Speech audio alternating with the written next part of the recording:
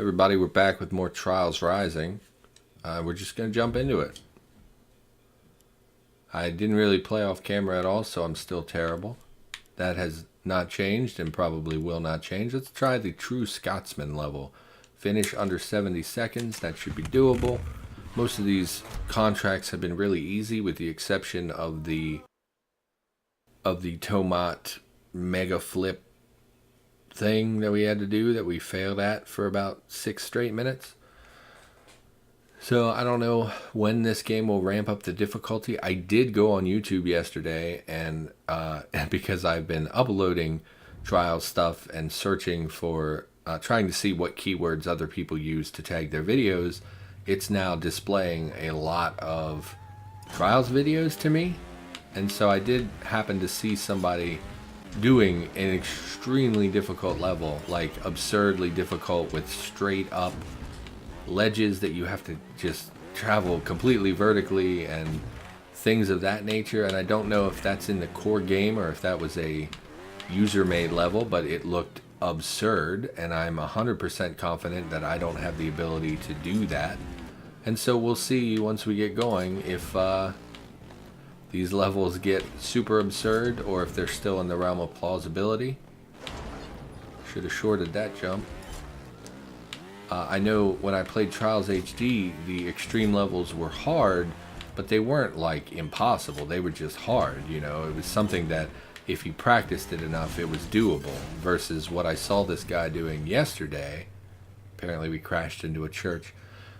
What I saw on the video yesterday was like absurd. Most people would never be able to do it in 100 years kind of difficulty. So not sure what to expect once the game ramps up the difficulty. I do know this has been a lot of easy tracks, which the previous game didn't have quite so many easy tracks. I don't think they did. Or when I say the previous game, what I mean is Trials HD.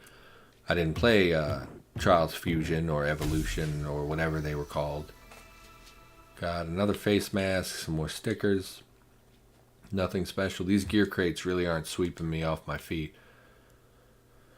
Another contract there. We'll go over here and we'll do the flying fin. Did we do this? I feel like we did this already. Didn't we do a flying fin? Hey, you're here. Come on, show me what you got. Beat Johnny GS. Okay, Johnny. Let's go. And we're both praising the sun. And we look virtually identical. So that's always a plus. He doesn't have a cool, sad little monster on his shirt, though, so I'm pretty sure we win this little battle. I'm not sure what the symbol after his name means. I think that means he's linked his Uplay account, but I would think that most people have linked their Uplay account because it's virtually mandatory, which I hate, but, you know. What are you going to do? I don't really remember playing this level, so maybe this is new to us. Not a great landing. Kind of stopping and starting a lot here. Not landing super well. We are beating Johnny What's-His-Face. Oh, I went too early. I was trying to accelerate out of the jump to... Okay, well, just lose a bunch of time doing that, I guess. A little ski jump type situation. We'll go for 2.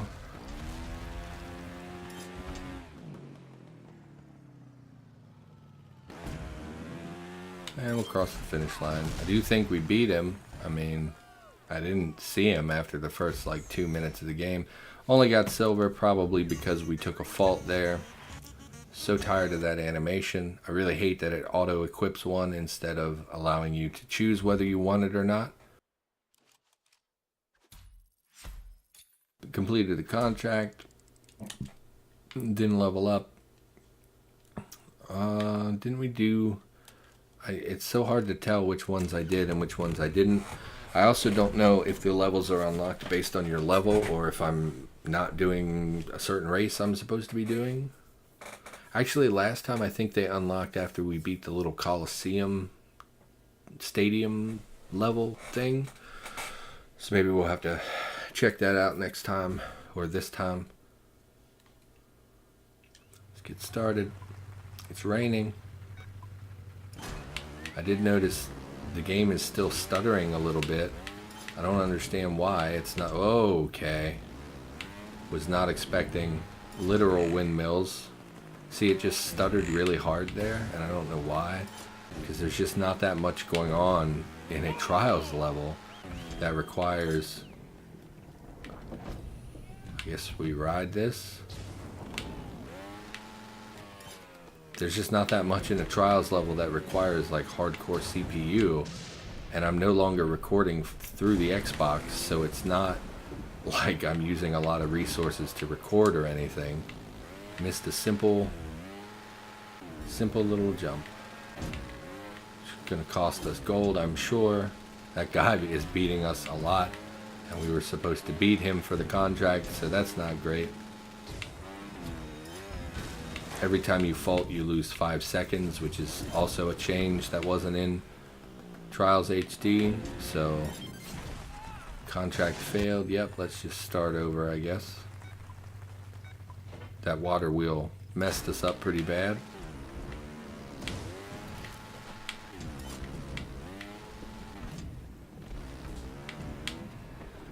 Well, almost got myself killed there. Doing okay. Should have put more gas into it to try and make that large transition. You can short this one.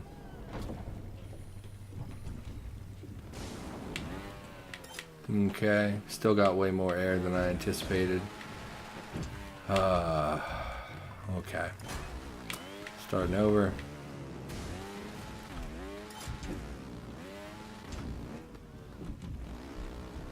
So I recently watched Burt Wonderstone, or whatever that movie's called, The Amazing Burt Wonderstone, or The Incredible Burt Wonderstone, or whatever it's called. It's the Steve Carell, Buscemi's in it, Jim Carrey's in it, friggin' Alan Arkin is in it, James Gandolfini is in it. In fact, I think it was one of James Gandolfini's last films before he passed away, which I was never a huge fan of him, but I know a lot of people that are or were. You know, Sopranos, obviously highly iconic. I think he was also the warden in either The Last Castle or in Shawshank Redemption. I don't remember which of the films he's in, but he played a prison. Are you shitting me? Well, pretty sure we lost the contract again. I guess we'll just do this again for the 3rd time. Yeah, James Gandolfini, Alan Arkin, Jim Carrey. I mean, I think it's a cute movie. I always kind of liked it. Olivia Wilde's in it. She can, you know, be in pretty much anything and I'd still watch it. I hate, what was it, Cowboys and Aliens was the Olivia Wilde, what's the guy's name that played James Bond? Okay, well, getting a little irritated because I'm feeling like a lot of these errors, my accelerator is sticking again. Feeling like a lot of these issues are not my fault. I mean, I'm the one in control, so maybe it is entirely my fault, but I just feel like I keep making mistakes that are screwing me, and I have very little control over them. But maybe I'm just crazy. Come on now. Don't do this to me. I just want to finish the level without faulting.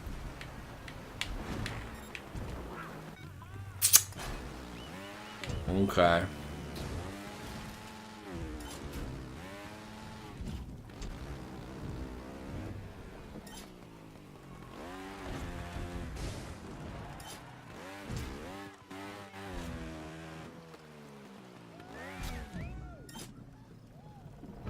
I wonder if we could just go here. Nearly got myself killed.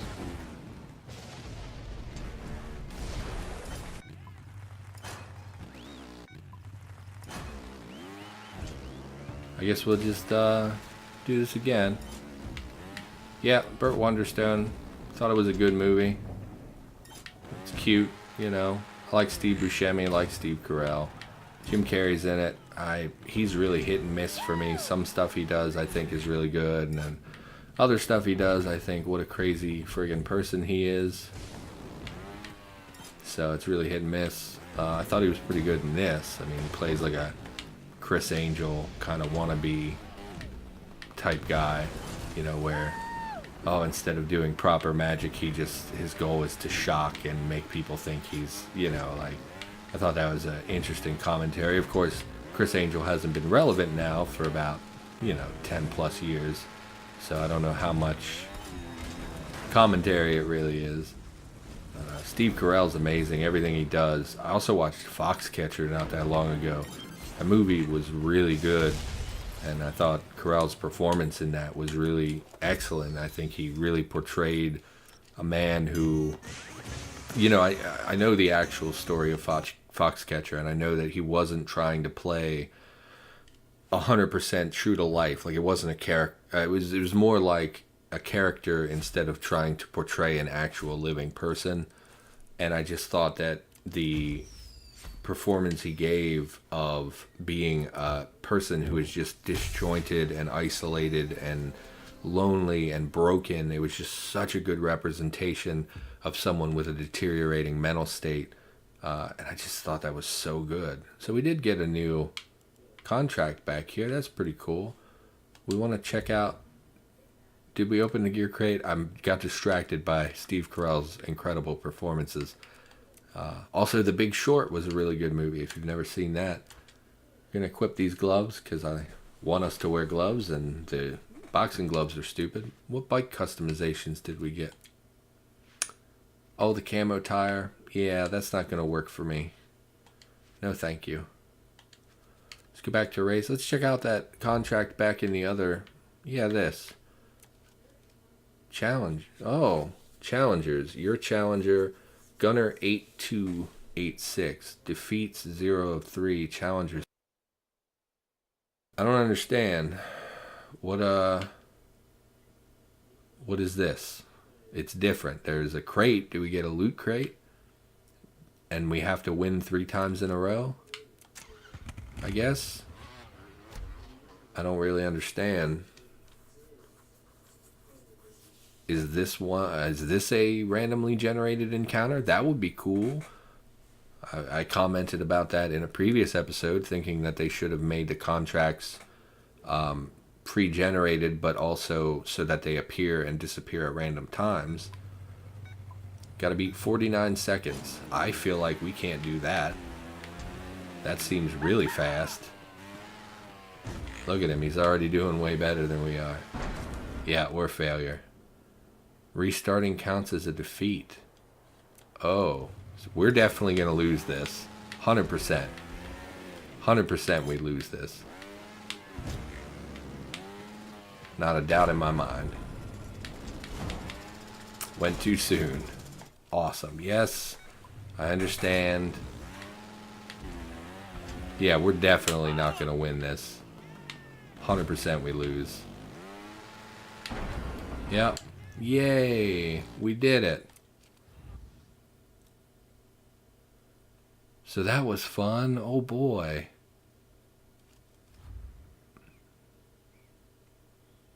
Yep. So that's pretty okay. I don't want to comment. I don't give a shit. Who cares? Moving on. So this thing, I think we have to beat this thing to move forward.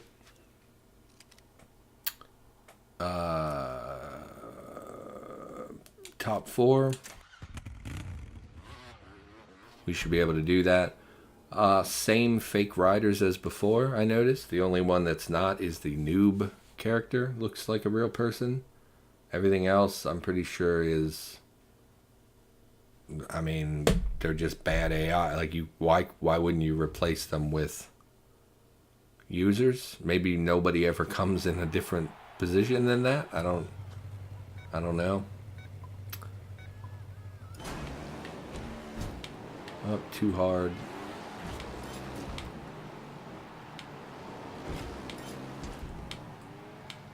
Gotta start hitting the brake on those instead of just letting off the gas.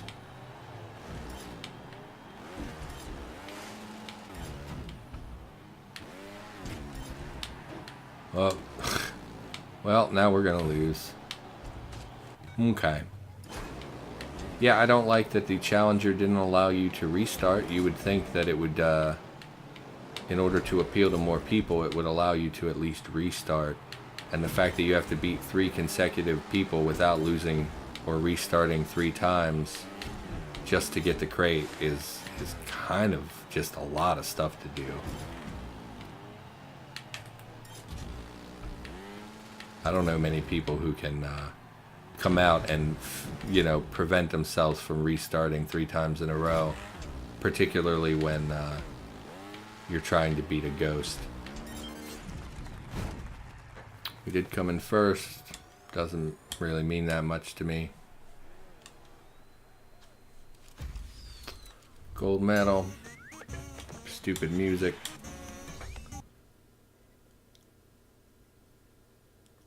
Yeah, the load times in this are off the charts considering how mild a game this is. It shouldn't be a CPU or hardware intensive game. I don't really understand the load times and things. The stuttering video, the dropped frames, the textures not being loaded in when you first start up a level. I do like this thing. I don't know if it qualifies as legendary. And we're definitely going to make that purple. Because, of course we are. Customize. Gear color. No. Why do you do that? Sometimes it backs out for no real reason. I don't really understand why.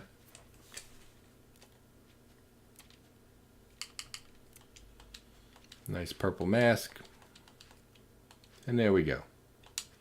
Good stuff. Take us back. Let's go back to the Coliseum. Do race 2. Finish in the top 2, right? 4 of you have qualified. Only 2 will race. Yep. Hooray. More fake players. You're definitely giving me the illusion that I'm playing real people. None of these look like fake idiots or anything. And it's totally believable that their names are exactly the same as they were in the last stadium. Like, you couldn't even just pull their names from a random... Even if you were going to make them AI with AI-based times, wouldn't you just pull usernames so that it at least gave the illusion that you were racing real people? Wouldn't that be more satisfying to the player? Whatever. I'm not a game developer, and I certainly don't work for a big company that feels the need to put paid loot boxes in their games, so... I was talking to someone who is not a gamer pretty recently, and they had brought up the loot box discussion, and they asked me my opinion, and I told them that I think loot boxes are destroying the industry because it has become about money rather than the creation of something new and creative and beautiful. You know, the joy of actually creating something. And he said, well, what would you do if you were working for a big company? Well, he asked me, he said, like, what's a big company that does this? And I said, EA is pretty famously not a great company for this exact reason. And he said, well, what would you do? I mean, they're just people who are working jobs. They do what they're told. And I thought, yeah, they do. But also, no, I would not. I would take my... I would go elsewhere. I would join an indie studio and I would do my best to create something that I could be happy and proud with. I wouldn't, just because some guy says, hey, put microtransactions in your game or get out. Sometimes the right answer is, okay, well, I'll see you later, you know. Which I realize many people may disagree with me. Many people might say, oh, they live paycheck to paycheck. So does everyone. In my experience, everyone lives paycheck to pay. Everyone needs a job. But there is no reason that you need to stay at a place where you have an issue with, like, if you're doing that, you are part of the problem. You are complying with a company that puts financial gain ahead of product. Well, that's unfortunate. Probably going to lose now. Definitely going to lose now. Good job, me. You know, if you acquiesce to their wishes, then you're part of the problem. You're encouraging them to continue doing what they're doing.